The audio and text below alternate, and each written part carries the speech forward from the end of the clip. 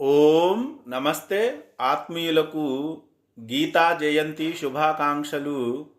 మోక్షద ఏకాదశి శుభాకాంక్షలు. పరమాత్మ యొక్క అనుగ్రహం కొరకు లేదా పుణ్యం కొరకు విష్ణు సహస్రనామాన్ని స్తోత్రం చేయండి.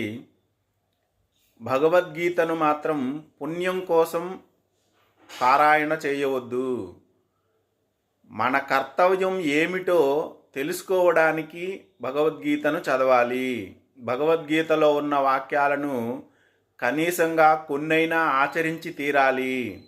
ఎందుకు అంటే ఆయన చెప్తూ ఉన్నారు, పరిత్రాణాయ సాధూనాం వినాశాయ చ దుష్కృతాం ధర్మ సంస్థాపనార్థాయ సంభవామి యుగే యుగే అన్నమాట. మంచివారిని రక్షించడానికి, చెడ్డవారిని శిక్షించడానికి, ధర్మాన్ని స్థిరంగా నిలబెట్టడానికి నేను అవతరిస్తూ ఉంటాను. నా జన్మకు కారణం ఇది. జన్మ కర్మచ మే దివ్యం అని ఆయన జన్మకు కారణం చెప్పుకున్నారు. మరి మన జన్మకు కారణం ఏమిటి? పాపపుణ్యరూపమైన కర్మఫలాలను అనుభవించటమేనా మన జన్మకు కారణం? అలా అయితే కర్మఫలాలను అనుభవించటానికి పశుపక్షాదులు కూడా పుడుతున్నాయి కదా. మనిషికి మనస్సు, మాట, విచక్షణ ఈ మూడు విశేషమైన లక్షణాలున్నాయి. ఈ లక్షణాలను ఉపయోగించుకొని మనము ధర్మాన్ని సాధించాలి.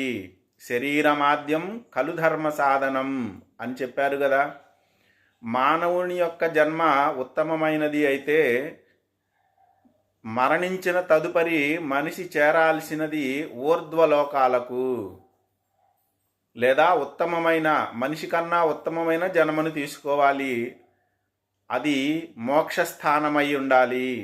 మనిషి కన్నా తక్కువ స్థాయి జన్మలైన పశుపక్షాదుల జన్మల్లోకి మనం పోకూడదు కదా.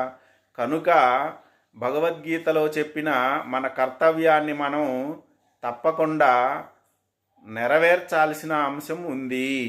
ఇందుకోసమై భగవద్గీతను చదవడం మనం చేయాలి.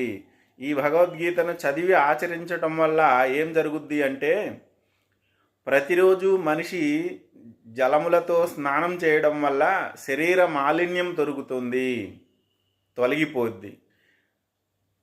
శ్రీమద్ భగవద్గీత అనే సముద్ర స్నానం చేయడం వల్ల సంసారము అనే మలం నశించిపోద్ది అని చెప్తా ఉన్నారు. భగవద్గీత